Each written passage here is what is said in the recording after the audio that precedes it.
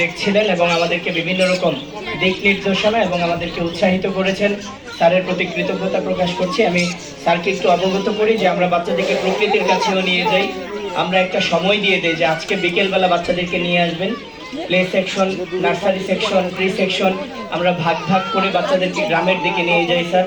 বাচ্চারা খোলা মাঠে এবং সবুজ প্রকৃতিতে ঘাসের উপর দিয়ে খালি পায়ে হাঁটে, দৌড়াদৌড়ি করে স্যার। আমরা বাচ্চাদেরকে সরিষার মাঠে নিয়ে যাই।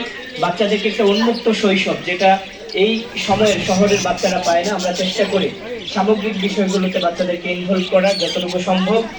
আমাদের আজকের আয়োজনে উপস্থিত হয়েছেন আমাদের আরেকজন শরীর নবজেলা শিক্ষা পরিবারের শুভাকাঙ্ক্ষী, আমাদেরকে খলিলুর রহমান আপেল ভাই, যিনি আনন্দমেলা প্রবীণ নিবাস যেটি নরসিংদীতে পরিচালিত হচ্ছে, আমাদের ট্রাস্টি বোর্ডের সম্মানিত মেম্বার জনাব অরুণোদয় ট্রাস্টের সম্মানিত মেম্বার জনাব খলিলুর রহমান আপেল ভাইয়ের প্রতি কৃতজ্ঞতা প্রকাশ করছি।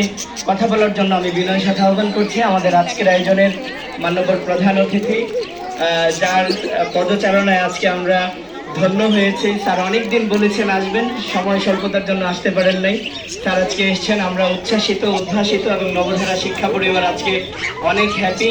স্যারকে পেয়ে কথা বলার জন্য আমি আহ্বান করছি আমাদের আজকের আয়োজনের সম্মানিত প্রধান অতিথি জনাব মৌসুমী সরকার, রাখি উপপরিচালক, স্থানীয় সরকার। স্যারের প্রতি কৃতজ্ঞতা প্রকাশ করে কথা বলার জন্য বিনয়ের সাথে আহ্বান করছি।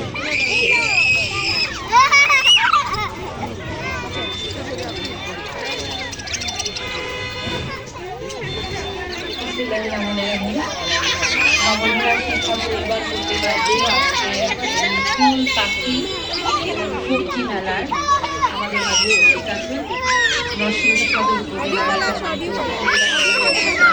জনাব আসমাল জাহান সরকার, উপস্থিত আছেন আমার সহকর্মী জেলা প্রশাসকের কার্যালয় নরসিংদী সহকারী কমিশনার ও বিজ্ঞ